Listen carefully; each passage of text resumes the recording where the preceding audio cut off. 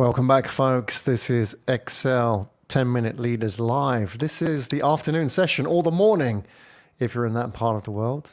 Good morning, good afternoon, good evening, wherever you may be. My name's Graham Brown, joined by potentially a distant cousin, Caroline Brown, all the way from London. Caroline, welcome to the show. Hello, Graham. Thank you for having me, my cousin. Yeah, who knows? Who Well, we could be. knows? We're all part of this Mother Earth, this one race. We're all Absolutely. connected, so who knows? Absolutely.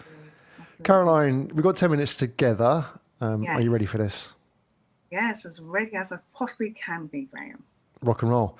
Let's do this then. So the formalities, I know you don't have a business card, but imagine you had a business card, Caroline. What would it say on it? Hmm. I'll let you into a little secret. I used to have a business card many moons ago, and on it was author. Hmm. But now I've embraced the whole experience of being a mompreneur. So it will say author, life coach, and podcast host. Hmm. Well, that's a good combination. It In that is. order. Okay. What did you Yeah. used to write? Oh, well, my first book was about a squirrel who couldn't eat nuts. I know. It was Was it a inspired. children's book or was it sort of Yes, a... it's a children's book. And I'll tell Okay, you a little bit about that if you have the please. time. I know it's only 10 minutes, but I'm going to get Yeah, to give me the abridged version. it. Because it can go either way, couldn't it? Yeah. Um, right, it's a children's book and it's inspired by my youngest who's allergic to nuts. And Hmm. I was going through my divorce at the time. And I sat there thinking, okay, how can I put all my energy into something that's going to serve me well in terms of creativity? Because I've always been a creative person at heart, even though my education is more therapeutic or psychology based. So I decided to put words together to explain to my son what does it mean to be allergic to nuts, but in a friendly way. So I decided to create Hmm. a character called Nutty the Squirrel who couldn't eat nuts.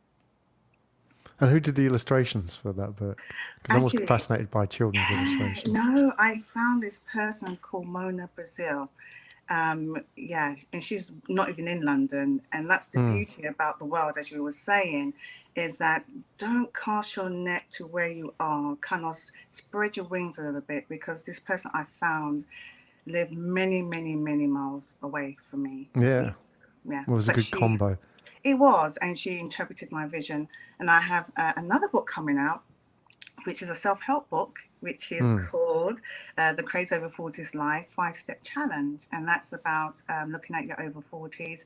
And it doesn't need to stop there. You have a long Crazy life. over 40s life. Yeah, because But you're that's not where we over are. 40 yet, Caroline. Oh, thank you. I am over 40 and Right, living a okay. crazy life. And you are crazy. I am. What's I'm crazy embracing about that. it? Tell me, I like, yeah. what to define what Find is the that. problem that people have with the over 40s life that needed a book? Yeah, so I think by the time we get to the 40s, most of us would have been married, if married, possibly divorced, Hmm. have children in different stages. Some of us have 20s, children in our 20s, some have children 12, going into a new relationship, having a newborn baby. We just, I mean, it's such a beautiful time, the over 40s. The over 40s looks very different to our parents' generation. Hmm. We're living a lot longer, and even when you go into a clothing store, there's very little difference between a woman's dress sense in her over 40s and someone in her under 40s. That's how Right. beautifully blended we are. And I don't think life should stop there because when we get to over 40s, we have in our mind, yes, it's the midlife situation and we refer to it as the midlife crisis, but that's why I call the craze over 40s because it's a Hmm. time of transition and embrace it. If you embrace it, then you'll be opening your doors to wonderful possibilities. And I Hmm. created a podcast. Is the podcast a collection of stories about that, or is it your own experiences? How does that Well, work? yeah, well, I created it during lockdown. So it's a Hmm. baby, but it's a baby that's doing really well. And I decided to pull all the ideas from the over 40s. So whether it's relationships that are breaking down because it's impacted by childhood trauma and what that Hmm. actually means.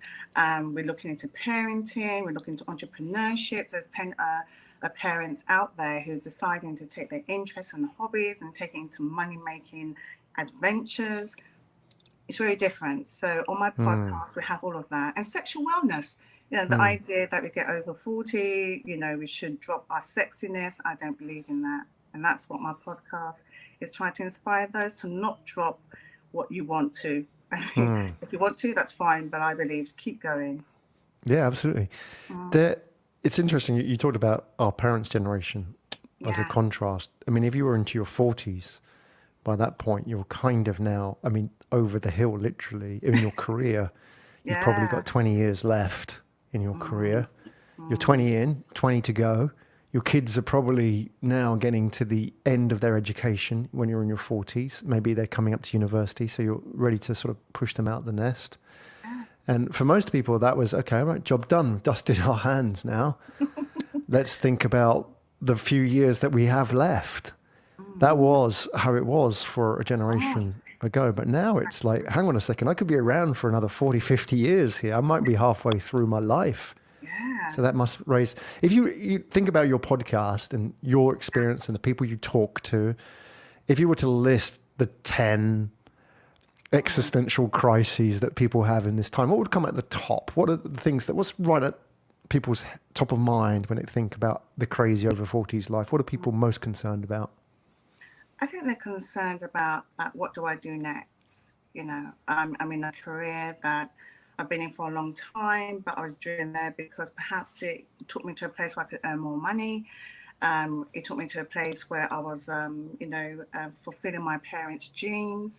And Mm, culturally, that's also a huge influence. Culturally, there's some people who say that being a doctor is the way, the holy grail. That's the way to go. That's how you prove your worth, and that's how you're going to take your family out of situations. In sense of social class. And so, yeah, that is a big thing. The other thing is that we're going into situations where we feel we have to apologize for. And sometimes so I say to people, don't make excuses, or don't deny your plans. mm, Um, and I think the other thing is that I know we're supposed to do it by numbers, but I'm just going to keep going. Great. this is good. uh, yeah. And also, we have internal conflict, and it's because we are not fulfilling what we want internally. What are our values saying?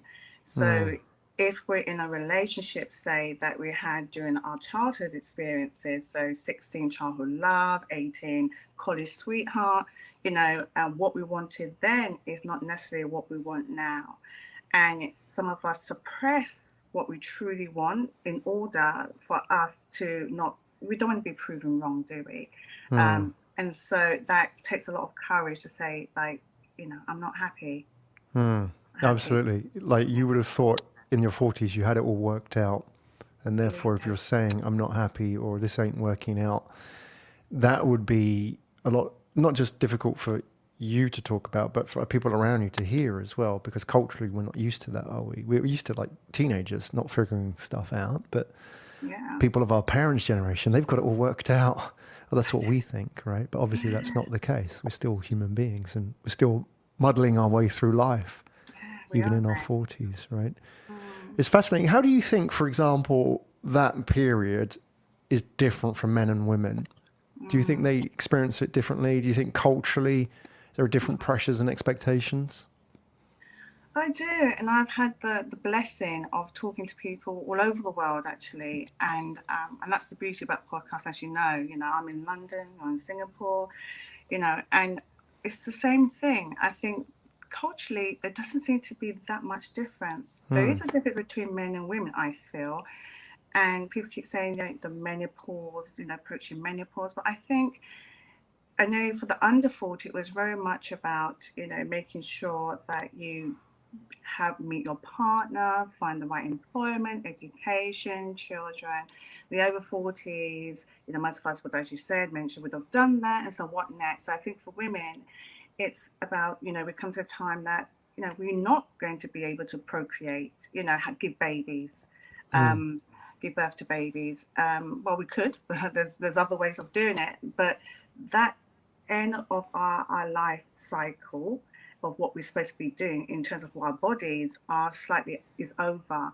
And so for women, we then think about, okay, so what is our worth? Mm. I'm not saying it's all tied to having a family, but sometimes that does then filter or spill over into relationships Mm. because if you're meeting someone under 40, the point is that most of us would have felt that we're getting together to procreate, to build a family. And so what if that's all done? I Mm. think men, what I'm finding with men are going through a stage that they've been the provider, they've been there for their family, they've put aside whatever their desires are, and now they feel, okay, right, I've done all this for everyone else. Now what's for me? And I Mm. think a lot of men, and in high pressure jobs too, what I'm seeing is a lot of them are leaving these work environments and actually listening to what they really want. And what they really want is to create something that they feel that they can make their stamp on the world. And that necessarily doesn't mean following what's expected of them, going into the 9 to 5 kind of jobs. Mm. Um, Women, I feel that we are very similar to that, but also I feel that we are finding ways to be kind of entrepreneurs ourselves, and we're not scared of doing that now. And I think a lot of women are embracing the term mumpreneur, and that's how I describe myself, as a mumpreneur. Is that I've taken my some women out there probably have been there for their husbands and their children and don't have an education, formal education. So take whatever you've learned during your time as being there for all your children and your husband. You've got so many skills there. Take your interests and hobbies and pull them all together and find out what you can make from that, if that's what you want. Mm. It's fascinating. It's such an interesting subject as well, and one which we don't talk enough about. And that's what I love about podcasts. It gives a platform for the conversations we don't have but want to have. Yeah. It's this conversation that people want to have, but traditional media for sure won't entertain this, because there's the narrative that if you're over 40, you have that place. Advertisers see you in a certain way. Of course, things are changing, but their idea of what you are and what function you play in society is not necessarily what people think of themselves. Right. So podcasts is a great way to have those very authentic conversations. So where do people find out about you and obviously your podcast, Caroline? So I'm on the Crazy Over 40s Live podcast. You can find me there. I'm on Instagram, Facebook, and Gmail, which is FORTIES. And also I have a life coach program, Emotional Essence. So you can find me there as well. And also I have a book coming out, as I sent to you, the Crazy Over 40s Live 5-Step Challenge. I'm going to help to get the Crazy Over 40s over the next stage of their life, a time of transition and confidence. Formidable. Caroline Brown, everybody. Go and find out give them the website. I think you've given them some links. I mean, you've given some content, but which website would be the best one to go to first? Yeah, so the Crazy Over 40s Live podcast.com. So crazyover40slife.com. So it's under construction. Like they probably always say that, don't they? It's work in progress. It's like being over 40. It's all work in progress. Absolutely. Caroline Brown, thank you so much for coming onto the show today. You're welcome. Bye, Graham.